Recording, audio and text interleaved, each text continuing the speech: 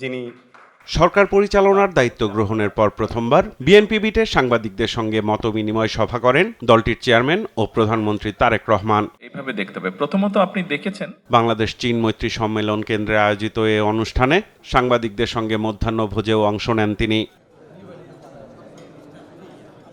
সাংবাদিকদের সঙ্গে খোলামেলা আলোচনায় অংশ নেন সরকার প্রধান। 100 দিন দায়িত্ব পালনের অনুভূতি তুলে ধরে তিনি বলেন, গণমাধ্যমের জন্য যে কোনো ভালো উদ্যোগে জিয়া পরিবারের ভূমিকা থাকলেও সবচেয়ে বেশি ভুগতে হয়েছে এই পরিবারকেই। সরকারের যে কোনো ভুল শুধরে দেওয়ার আহ্বান জানিয়ে প্রধানমন্ত্রী বলেন, মানুষ বিভ্রান্ত হোক তা চায় না সরকার। 30 লক্ষ কোটি টাকার ঋণ নিয়ে আমরা যাত্রা শুরু করেছে এই সরকার।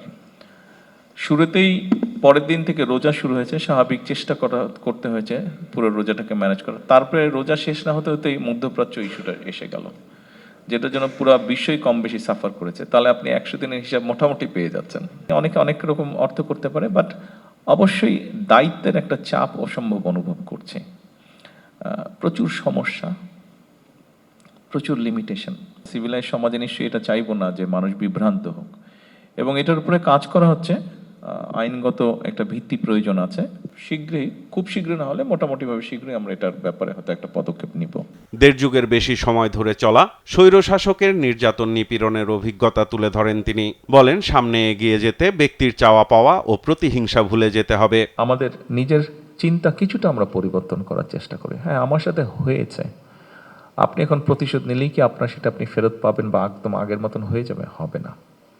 তাহলে আমরা আমাদের সেই মাইন্ডসেট থেকে বেরিয়ে এসে, ঠিক আছে, আমরা কি করতে পারি দেশের জন্য, সমাজের জন্য, মানুষের জন্য কি করতে পারি বা পারি না পারি সেটা হচ্ছে পরের ব্যাপার, অন্তত চেষ্টা তো করতে পারি আমরা। দেশ পরিচালনার জন্য ভবিষ্যৎ প্রজন্মকে যোগ্য করে গড়ে তুলতে মানবিক মূল্যবোধ তৈরি, খেলাধুলা ও সাংস্কৃতিক কার্যক্রম বাড়ানোর তাগিদ দেন সরকার প্রধান।